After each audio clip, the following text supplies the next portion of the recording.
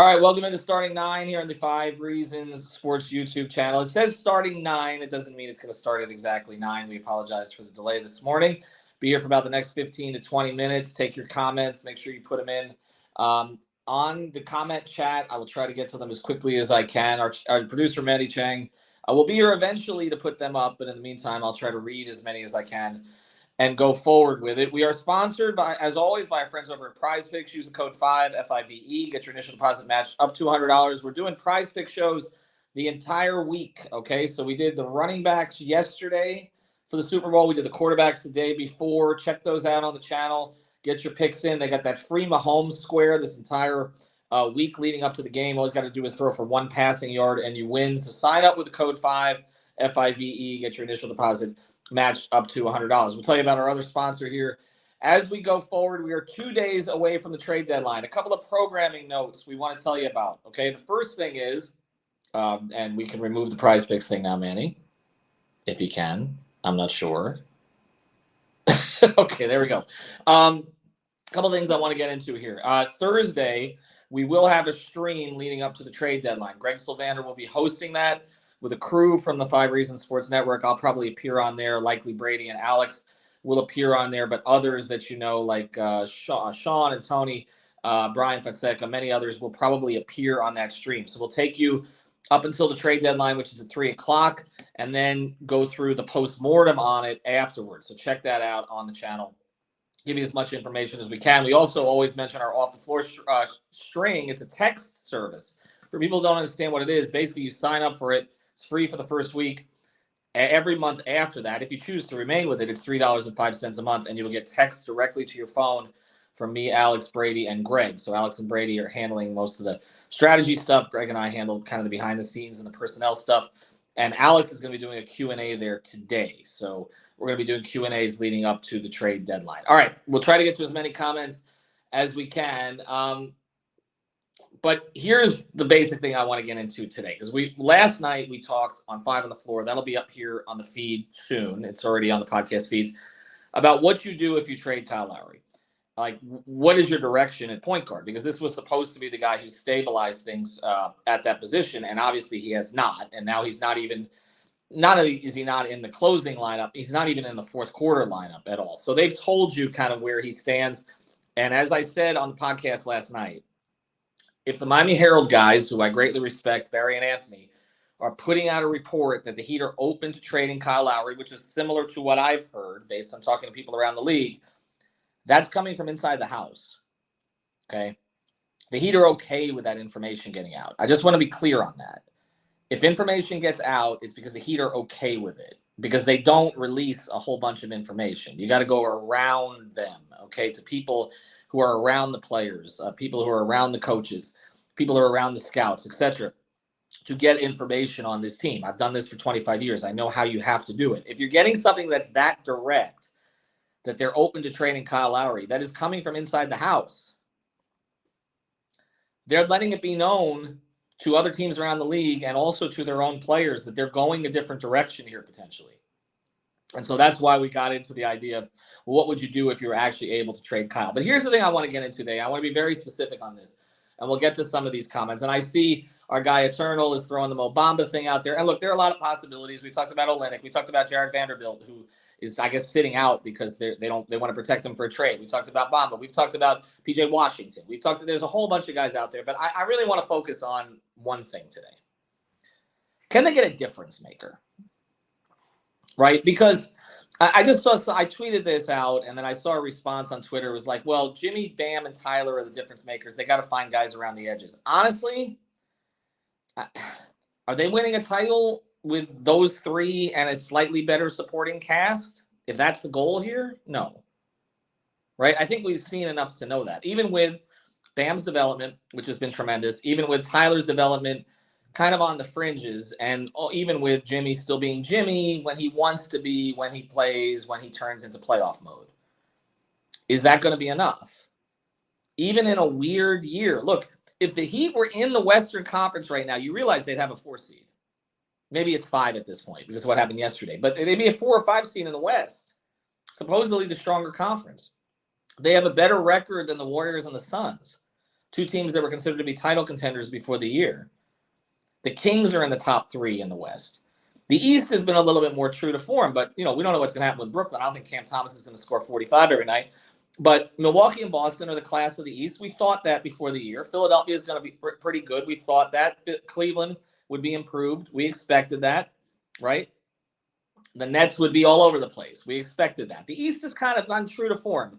Knicks have been a little better than expected because Brunson's been better than expected. Atlanta is inconsistent. We know that. Indiana and Washington started fairly strong and faded. All of this has played to form in the East. In the West, it hasn't, and that's made this very complicated. You've got 8 teams in the Western Conference within like a game and a half of each other. The Lakers are a 13 seed. If they had 2 good weeks and got the right player, they'd be a 6 seed. So you don't really know who is going to be selling, okay? And that's why they're talking to everybody. They're talking to everybody.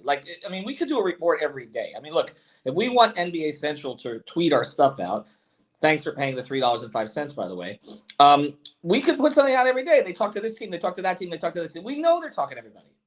They talk to everybody. It's how this works. But can they talk to somebody who can give them a true difference maker? And here's the thing about that. To quote one of my old phrases, the team to look at for that is Toronto. I'm looking around the NBA and I'm like, who can they get that's going to really significantly alter the course of this season and the trajectory of this build, right? Which is what this is about. Whether it's a Jimmy build or now it's becoming a Bam Tyler build, mostly on the Bam side, who's going to alter that? Is John Collins going to alter that? Okay, maybe a little bit. I like John Collins. He feels like unfulfilled potential to me. Like he needs to get in a system where they're going to make him defend. This comes in from Alfredo. Depreciating assets, Lowry Duncan in exchange for cap space expiring contracts is a win, in my opinion. I'll say this. Most Heat fans may need to just accept that. It may not even be Lowry. It might be Duncan and Dedmon. That they may just have to do something along those lines to, again, cost cut for the future, give themselves more flexibility. Most Heat fans are not going to love that. But some will say, okay, it's better than nothing. But here's my thing. If you're going to get a true difference maker, I think it's Toronto. I see 2 difference makers there. Anunoby and Siakam are difference makers. The question is, can you get in on them with enough assets when you know that other teams, Brooklyn among them, and so many in the Western Conference are going to be looking for players like that? And is Masai in full sell mode at this stage? Because I'm not sure that he is. Okay? And here's the other thing. You don't usually win a trade with Masai Ujiri. In fact, the Miami Heat did not win their last trade with Masai Ujiri. Who's the last team to win a trade against Toronto? I'll wait. San Antonio didn't win the trade. DeRozan was fine, but they gave up Kawhi. Go through the list. The Knicks have lost like 6 trades to Masai. We talked about this before the Lowry trade. You usually don't win a trade against Masai. And so I'm wondering, when you look at what was given up for Gobert, right?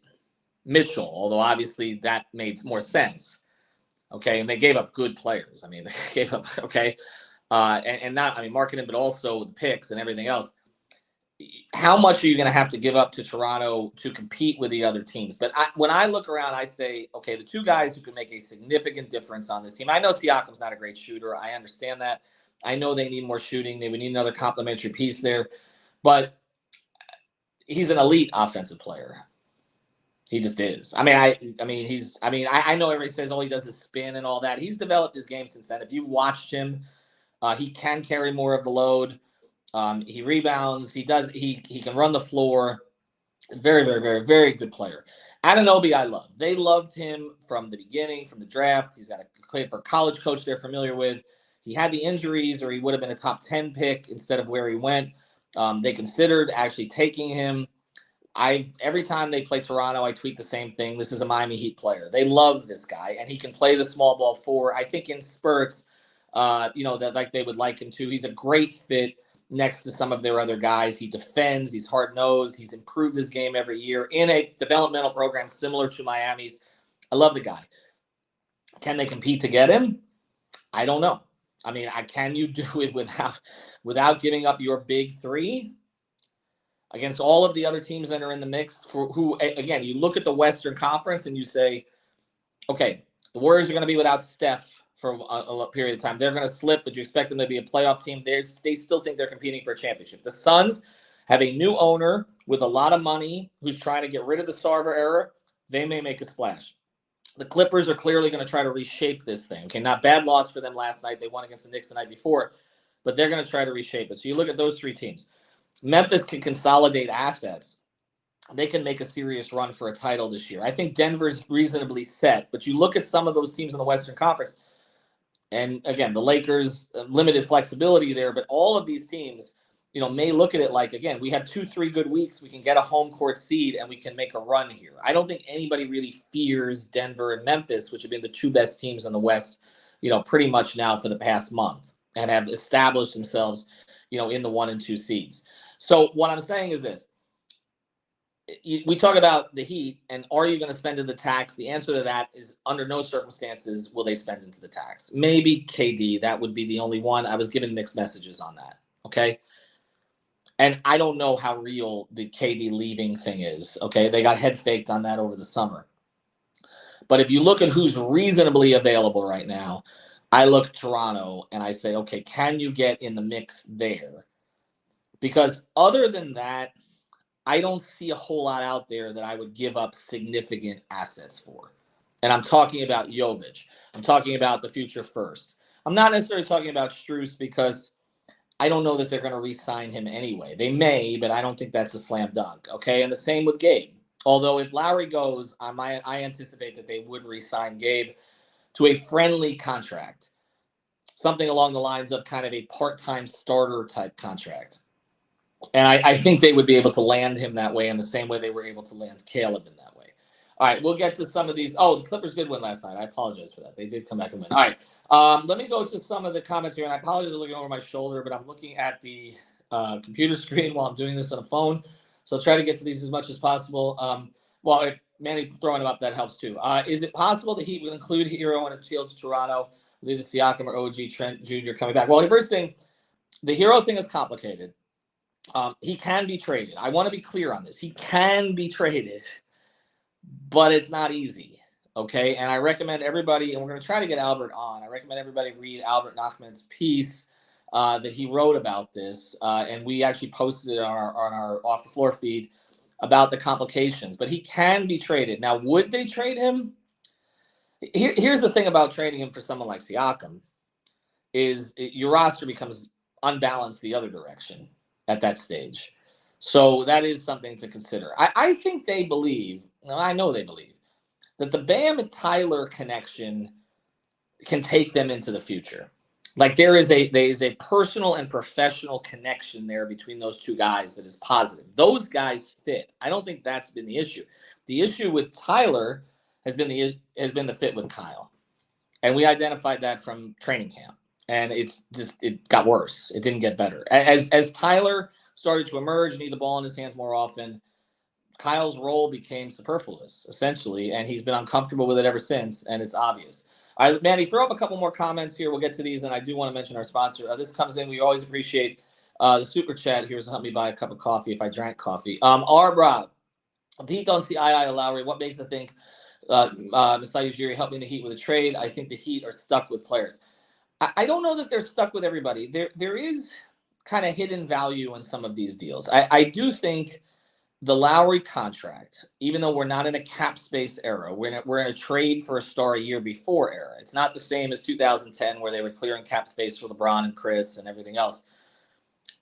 I do think the Lowry contract could, if you look at some of the economics around the league, the Lowry contract could have value to a team next year. So if you have him under contract, you go into the summer with him under contract, and you have that nearly $30 million that you could use to build a trade for somebody else. And so I do think there is some value in that deal. The Duncan Robinson deal at this point is a negative asset. There's no question about that. That's a regrettable contract. I think everybody in the Heat organization would agree on that. I don't think anybody would argue with you on that. You are going to have to you're going to have to attach something to deal that contract, and you're going to have to convince a team that is in the mix that he can be useful if used correctly and consistently. The problem that the Heat have by trading players is their own success. one of the issues here when I've talked to people around the league is a lot of teams don't trust players the Heat are trading because they know that nobody gets better when they leave the Heat. They're better here because of the way that they're developed. And so the Heat are really running up against two things. One, nobody trusts any of these guys. Name the last player that left here that was developed with the Heat that ended up being better elsewhere. Hassan Whiteside, Tyler Johnson, James Johnson, anybody. James Johnson's not a developmental prospect, but you get my point. None of these guys did anything after he left Miami. Even Josh Richardson, okay, went this way after he left. Justice Winslow, okay? All of these guys. Nobody trusts Heat players. They're better under Eric Spoelstra than they are elsewhere. And so the same is probably true of Duncan and probably Max and probably Gabe and any of these other guys that we talk about, which again is another reason why I think the Heat have learned their lesson about overpaying these guys because they can just find another one. And because when they do overpay these guys, then players don't really have value in the open market because nobody trusts them outside of here. The other issue that the Heat are running up against is that their first-round picks are not worth what other teams' first-round picks are worth because everybody knows the Heat don't tank. So that pick is, protection, no protection, whatever. You're always going to be looking at a pick in the 20s probably from the Heat. So those are two things they're working against. Let's take a look here. Are the Heat interested in Mo Bamba package for Orlando? They've talked to Orlando. But again, I can tell you they've talked to everybody. Mo Bamba makes some sense, and I know Eternal puts this one up every day. He makes some sense because he can stretch the floor a little bit and he gives you size. And I understand, and I understand the argument here because you're saying, well, if the Heat developed all these G League guys, why not develop a guy who was considered one of the best high school prospects in the country? I get it. Now, can he make a difference here going down the stretch?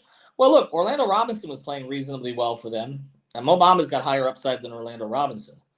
So we'll see. Somebody said KZ is the one guy who got better since he – I don't know. Is KZ making an all-star team anytime soon? I don't think so. By the way, KZ was not the choice of the scouting department. That was a Pat Riley thing.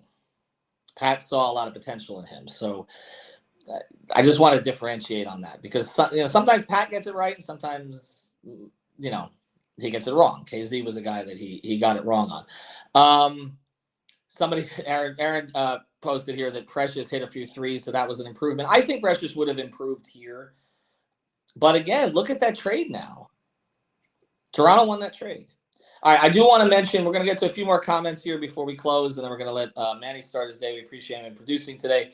We will have another episode of 5 on the Floor here later tonight. We're doing them late because we want to make sure everything happens, or as much happens as possible before we podcast this week. We do want to mention Alt Pro Construction Builders, though. Manny's going to throw that one up. Alt Pro Construction Builders, our friend Danny. Reach out to him. Check him out on Instagram. It's All Pro Construction Builders. Website's going up here soon. You need impact windows and doors. Trust me, okay? I know it's, what is it, February? My birthday's in a week. Send me gifts. It's going to be a while before we have a hurricane. I understand that, but you know what happens. All of a sudden it's August, and then you're like, my house is going to blow down. So if you own a house, you need to get the impact windows and doors. They do a great job. They show you all of it on the Instagram page here, all the work that they do. So go to All Pro Construction Builders. Reach out to Danny directly. Phone number's right there on IG. My eyes are not good enough to be able to read it at the moment. But make sure to check. Oh, I'm going to spread out here. Okay, there we go. 305-484-4429. That's 305-484-4429. Reach out to Danny and the crew. Huge Miami Heat fan as well. He's sitting here waiting for the trade deadline just like you guys are. Okay, so reach out, talk a little sports with him. And also, this is a family-run business. Okay, they're fully licensed, fully certified. They will do great work. But again, you'll deal directly with the owner. That's pretty cool. So reach out to All Pro Construction Builders. Check them out on IG. All right, we'll take a few more comments here from Lynette. We always mention Lynette, our friend Lynette. Go get your insurance from Lynette, insurancebylynette.com. Mo Bamba just got in a fight. We have to factor in personality as well. I'll take anybody with fight on this team at this point. So they look like they're going through the motions the whole year. No, I did not say Pat cooked confirmed by Ethan. I'm simply saying that there are some things that Pat has gotten credit for that he did not necessarily deserve the most credit for. And there are some things he's gotten blamed for that he does not necessarily deserve the most blame for. I think that this pendulum has swung too far the other way, where everybody's talking about Pat needs to wake up and he doesn't want to do anything. I can tell you that's not true. Okay. They are dealing with a lot of constraints, and I'm not making excuses. I'm just saying They were dealing with a summer where Durant popped open, possibly, which kind of changed course on the entire way that the offseason went. Then the Gobert trade was made, or maybe that was before it, for all those first-round picks, which changed the market on them. We were dealing with a bad free agent market to begin with, while trying to at least keep Caleb, so they had a young piece in there. They're dealing with a league right now where everybody is kind of average, which changes the whole trade deadline course of it. So, and they're dealing, honestly, with an ownership group that has pretty much said, we're not paying the tax. So, again, I'm not saying they've done everything right. I've never said they've done everything right this offseason. But I'm saying that I understand why certain things have happened. And then I keep using this phrase the whole year, but still, they need to make something happen this week. Or else, honestly, this is a lost season. It's just a forgettable season. All right, let's get into two more comments here, and then we're going to go. This comes in from, I apologize for the pronunciation, Ryu. Question, do you see them keeping Tyler long-term when they transition to a band build after the Jimmy one? I think they're very open to it. That contract is going to be fine, by the way. Like that contract, I don't have concerns about that contract like they do with Duncan. If they need to move that contract in a year or two, you're talking about a player who's still going to be on the right side of 25. Okay, they're going to be fine with that contract. But there is natural chemistry between those two players. And if that's the case, there is a bit of a pivot here to try to figure out the guys who complement them best. But also Tyler's needs to be more consistent, needs to be a better defender. So I think that, again, I think Tyler's a part of the future. But Pat is also 77 years old. He's not going to wait that much longer. All right, last one here. Let's go. Let's throw one more up. Manny, we got it. There we go. All right, this goes over Tennessee. KD is getting all these breaking down physically. He will also give you 35. I'm okay with going all in on Kevin Durant, unless you include Bam Adebayo. And they're not including Bam Adebayo, I can tell you that. All right, everybody, sorry we were a little bit late today. Try to come back at least one more time this week. Check out the streams later today. All Pro Construction Builders, Prize Picks, use the code 5. Have a good day.